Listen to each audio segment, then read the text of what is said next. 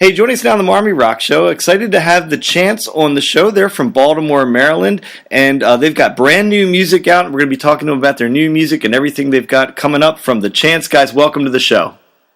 Hey, how's it going, man? It's going real good, man. So for folks that may not be 100% familiar with your band, why don't you introduce yourselves and then give us a brief bio of the band, the Chance. Okay.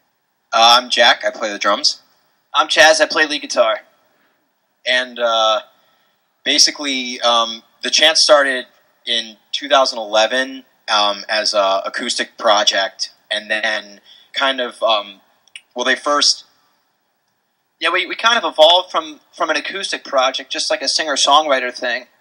And then we started adding drums, electric instruments, started playing a little bit bigger venues, and it just kind of turned into this like pop rock thing. But I guess we still have that kind of singer-songwriter vibe in our music a little bit. Yeah, you can definitely feel that when I listen to your guys' music. Now, how did you guys meet each other and come together as far as a band? When you say it was an acoustic project, did you know each other for a long time, or is this something you found each other through the music scene? So I've actually been playing in bands with Jack since I was about 14, and I knew Colin in high school, and so Colin and I started writing music together. And then when we needed a drummer, I thought to myself, well, I'll get Jack, and yeah, the rest is history from there. So let's talk about the brand new single. It's called West Coast Ghost. It's a little hard to say, man. It's like it's hard to say West Coast Ghost. I knew I was going to screw that up. So give us a little bit of the vibe of the tune. You guys are a Baltimore band singing about the West Coast. So tell us the story. What's going on? Well, I think basically, Colin is always writing these songs about kind of like long lost love interests and stuff, and I think I seriously remember one day just being in my basement, and he had come up with the riff. This was over a year ago, and he was writing lyrics, and we were trying to think of something that he wanted to do, some kind of like long distance type relationship song, and he just wanted to know something that rhymed with coast. And it turned into this like whole. Then it turned into this whole like West Coast Ghost thing, and I think I thought of the title, didn't I? Because I thought and I remember, I don't think we agreed on it at first, but then I actually wanted the album to be called West Coast Ghost, but they weren't into it. So we, we compromised, and we took one of the lyrics from West Coast Ghost is called says anything but ordinary, and so we decided to name the album Anything But Ordinary.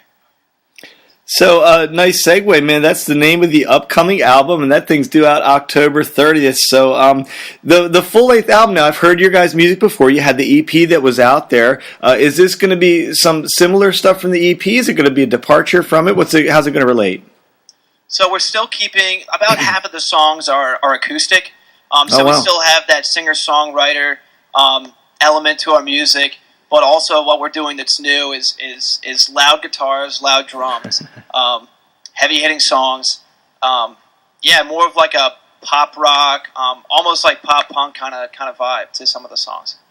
Yeah, I think it really, like, if you listen to the first EP, you really do hear elements, and it's a little different with production too, even. But I definitely think it's a good mix of like that rock electric guitar vibe, but at the same time, like, there's a good amount of like mellowness with acoustic guitar brought in, and I don't think I feel like it's a pretty cohesive record, but at the same time, it's not really sticking it to the same template every song. If that makes sense. Yeah, it makes perfect sense. So you got a show on October 30th, which just seems to happen to coincide with the release date of the record. So tell everybody about that. So basically, it started out to be, it was going to be headlined by a couple bands from the East Coast, and it didn't work out that way. So the promoters kind of thought of it to be they wanted it to be a cover show, since it was closer to Halloween. So, and then I told one of the promoters, I was like, "Hey, look, like, we're trying to release our CD around then, anyways. Can we, turn it into kind of like a Chance C release show?" But yeah, so it kind of like it just kind of worked out that way that it's kind of like a Halloween show, but at the same time, it's going to be fun. Bands are playing covers, and we're covering a bunch of Green Day songs, which is going to be fun. And yeah, so if it's at the Sidebar in Baltimore, Maryland. So if you're in the area, come on out. We're going to be dressing up like goofballs, like Green Day, and playing a bunch of Green Day songs. So it'll be fun. It'll be something. And it's a really small venue too. So and we're going to be wearing like shirts and ties and stuff. So I might have to be resuscitated. So I know we're all going to be sweating to death, and I mean it's just going to be a good time. We're just going to be pushing the CD, and we're also going to be playing new songs off the album, and just trying to get people to check it out, and that's basically what we're shooting for. So will the CD be available at that show? Will you have the CD for sale for folks at that show? Yep. And does that coincide with like an online date as well? So like folks, because people may not be able to make it to Baltimore that listen to our show from everywhere. Is it also going to coincide with an online sale? Yep, it'll be available iTunes, Spotify, Amazon, basically all your major retailers and distributors, it's coming out online too. So yep. So I was looking at the your Facebook page today, trying to plan what I wanted to talk to you guys about, and I kept looking at the cover. Did you guys make the album cover so that we all had to flip our computer screens on purpose, or tell us what's going on a little bit with that cover? Well, I just wanted to make it just kind of really goofy. I mean, because it's called Anything But Ordinary. I told the graphic designer, we just kind of wanted it really just instead of just looking at it once, you kind of instead had to take a second and be like, okay, what am I exactly looking at? You know what I mean? So that was just kind of what we were going for, and the album got delayed a little bit, but we originally were we really wanted to make it a summer release, and we just kind of wanted it to have a beachy vibe. But I still think it totally works. I think it works. Yeah, absolutely. And there's a lot of hidden messages when you flip it upside down, so be on the lookout for that. Well, that was the next thing I was going to ask you. So is this Where's Waldo, man? When I turn this thing over, am I looking, I used to love doing that with the album covers. The Beatles were good for that. There's always something hidden in a Beatles cover, and there's a little of that going on, huh? Yeah, it's I'm not giving anything away right now, but look for it and then tell your friends. And I will ask you this: you don't have to answer it, but is that an actual beach or is that just a fictitious beach on there? That is completely fictitious, and it can be whatever. Open to interpretation. Yeah. Whatever kind of beach you want to be. So, October 30th, the album comes out. What do you guys have going on for the rest of the winter? Do you plan to do some touring, some video shooting, some what's going to happen in 2016 for you guys?